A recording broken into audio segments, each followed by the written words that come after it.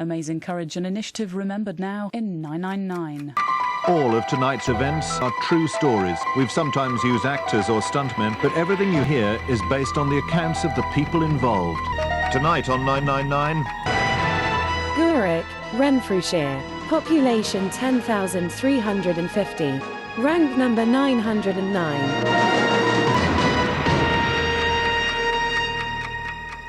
Okay, so maybe this isn't yet a case for the emergency services, but it is town number 999, so you'll just have to forgive a bit of self-indulgence this close to the finish line, which, God willing, awaits us in the next and final instalment. Apologies to older viewers now suffering flashbacks of 90s car crash TV, who, when I say that we're enjoying a lovely sunny evening on the Firth of Clyde, might justifiably expect Michael Buerk to pronounce in a sombre voice that no one at this stage could have predicted my being crashed into by a speedboat. But don't worry, that isn't it. And we interrupt this transmission to dedicate the remainder of this episode to the tragically lengthy broadcasting career of Alexander Rennie, late of this podcast, following the unforeseen Gourock elephant stampede of 2025. Actually, I'm sorry to report that he's still alive. I can only offer my deepest sympathies to all concerned. Okay, so putting such tomfoolery to one side for a moment, I think that reaching 999 does warrant a celebratory beverage, even if it must be a half. I go in search of one. Buerk Garden, celebrating the centenary of Gourock in 1958. Some nice wrought iron gates featuring the dates and the town's crest. There is also here a drinking fountain. The Macpherson Fountain, which was re-erected in December 2005. Right, there's two other places of interest pre-pub.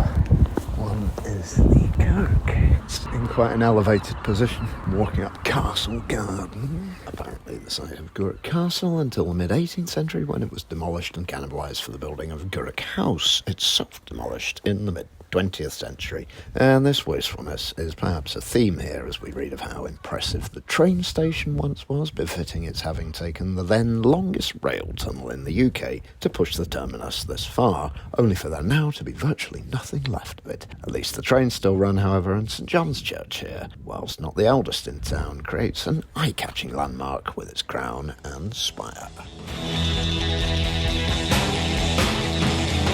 Gourock Outdoor Pool, Lido.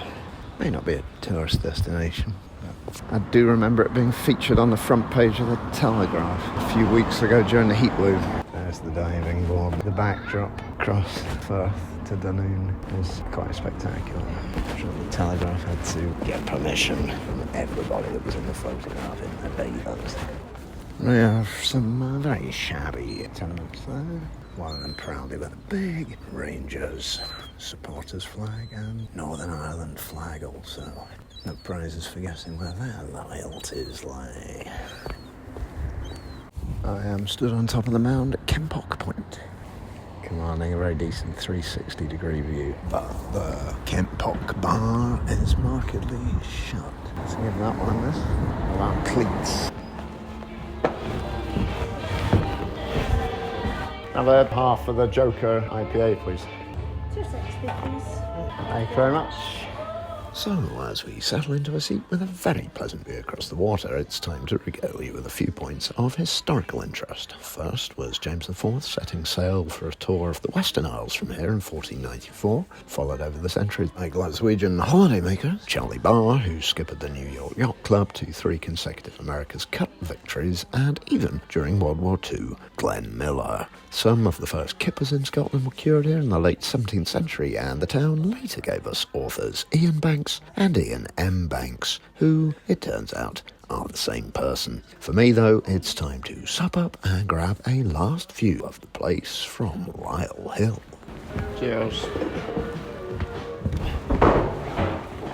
And so we have come up the hill by car, and it commands a spectacular view, not just of Gourock, but Dunoon and the rest of the Cowal Peninsula, Loch Long, and all other points around this stretch of the Firth. Our journey westward along its south shore ends here, and with a last lingering view towards the sea, we prepare for the final chapter of Forgotten Town.